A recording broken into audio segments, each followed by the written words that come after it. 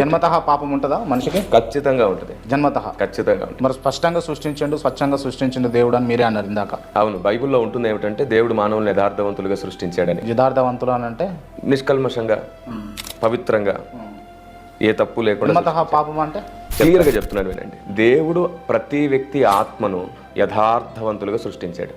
కానీ శరీరం ఏదైతే ఉందో ఇది మన తల్లి శరీరం నుండి మనకు సంక్రమిస్తుంది, తల్లిదండ్రుల వల్ల మనకు వస్తుంది. సో ఈ జెనెటికల్ ప్రాబ్లం ఒకటి మనకు ఉంటుంది, స్వాభావికంగా మనం డిస్టర్బ్ అవుతుంటాం. అందుకే నేను దీని మీద చర్చ చేసినప్పుడు స్వభావ పాపం అనే దాన్ని లేవనెత్తాను.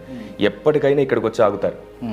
చూడండి, జన్మపాపం లేదు లేదు లేదు అనే సహోదరులు కూడా, ఏమండి మీ అబ్బాయి ఏంటండి ఎవరిలా ప్రవర్తిస్తున్నాడు అని అడిగితే, అచ్చమ్మ ఆవిడ పోలికే, అచ్చమ్మ నాన్న పోలికే, మా తాత పోలికే, వీళ్ళలాగే ప్రవర్తిస్తాడు అంటారు. చూడండి, జెనెటికల్గా ఒక తల్లి తండ్రి నుంచి వచ్చినప్పుడు ఖచ్చితంగా తల్లి కొన్ని స్వభావాలు వస్తాయి, తండ్రి కొన్ని వస్తాయి.